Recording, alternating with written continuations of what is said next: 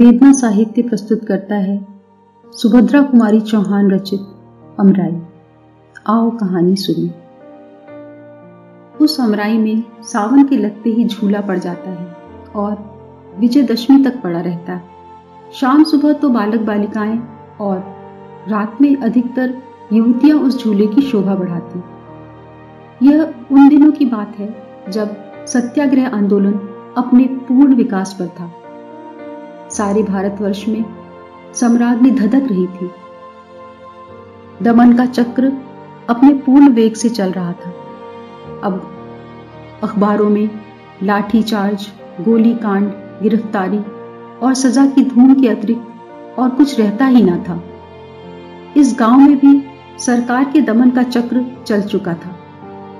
कांग्रेस के सभापति और मंत्री पकड़कर जेल में बंद कर दिए गए थे। इस दिन राखी थी।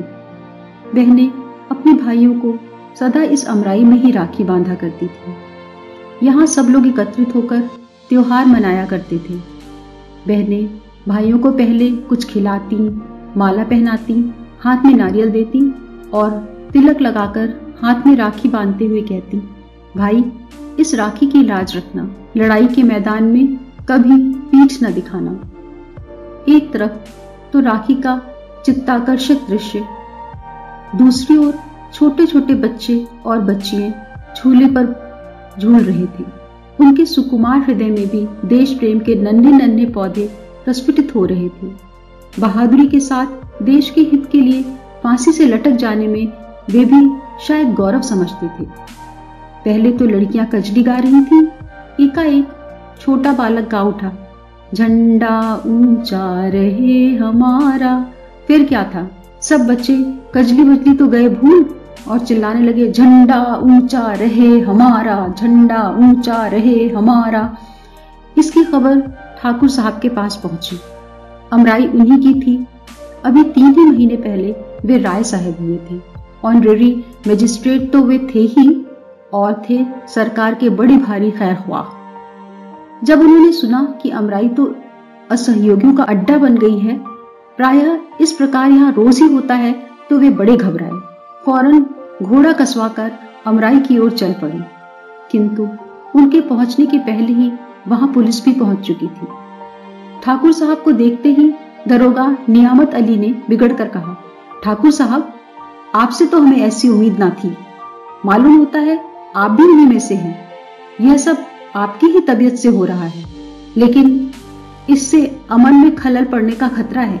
आप 5 मिनट के अंदर ही यह सब मजमा यहाँ से हटवा दीजिए, वरना हमें मजबूर होकर लाठियां चलवानी पड़ेंगी।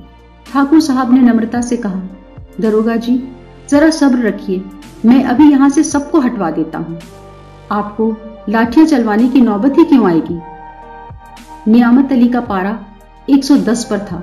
बोले, फिर भी मैं आपको पहले से आगाह कर देना चाहता हूँ कि ज्यादा से ज्यादा 10 मिनट लगे, नहीं तो मुझे मजबूरन लाठियां चलवानी ही पड़ेंगी। ठाकुर साहब ने घोड़े से उतरकर अमराई में पैर रखा ही था कि 7 साल का नाती विजय हाथ में लकड़ी की तलवार लिए हुए आकर सामने खड़ा हो गया। ठाकुर साहब को संबोधन करके बोला, दादा दादा देखो मेरे पास भी तलवार है, मैं भी बहादुर बनूंगा। इतने ही में उसकी बड़ी बहन कांति, जिसकी उम्र करीब 9 साल की थी, धानी रंग की साड़ी पहने आकर ठाकुर साहब से बोली, दादा ये विजय लकड़ी की तलवार लेकर बड़े बहादुर बनने चले हैं। मैं तो दादा स्वराज का काम करूंगी, चरखा चलाकर देश को आजाद कर दूंगी। फिर दादा बतलाओ, मैं बहादुर बनूंगी कि ये लकड़ी की तलवार वाले? विजय की तलवार का पहला वार कांति पर ही हुआ। उसने कांति की ओर गुस्से से देखते हुए कहा, देख लेना, किसी दिन फांसी पर ना लटक जाऊं तो कहना। लकड़ी की तलवार है तो क्या हुआ, मारा कि नहीं तुम्हें? बच्चों की इन बातों से ठाकुर साहब क्षण भर के लिए अपने आप को भूल से गए। उधर 10 मिनट से 11 होते ही दरोगा नियामत अली ने अपने जवानों को लाठियां चलाने का हुक्म दे दिया। देखते ही देखते अमराई में लाठियां बरसने लगी। आज अमराई में ठाकुर साहब के भी घर की स्त्रियां और बच्चे थे और गांव के भी प्रायः सभी घरों की स्त्रियां, बच्चे और युवक त्योहार मनाने आए थे।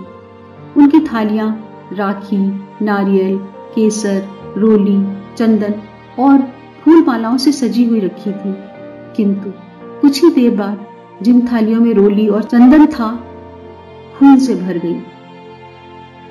जब पुलिस मजमे को तितर बितर करके चली गई तो देखा कि घायलों की संख्या करीब 30 की थी, जिनमें अधिकतर बच्चे, कुछ स्त्रियां और 8-7 युवक थे।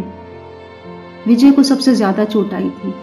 चोट तो कांति को भी थी, किंतु विजय से कम। ठाकुर साहब का तो परिवार ही घायल था। घायलों को उनके घरों में पहुंचाया गया और अमराई में पुलिस का पहरा बैठा दिया गया। विजय की चोट गहरी थी, दशा बिगड़ती जा रही थी। जिस समय वह अपने जीवन की अंतिम घड़ियां गिन रहा था, उसी समय कोर्ट से ठाकुर साहब के लिए सम्मन आया। उन्हें कोर्ट में पूछने के लिए बुलाया गया था कि उनका आम का बागीचा असहयोगियों का अड्डा कैसे और किसके हुक्म से बनाया गया।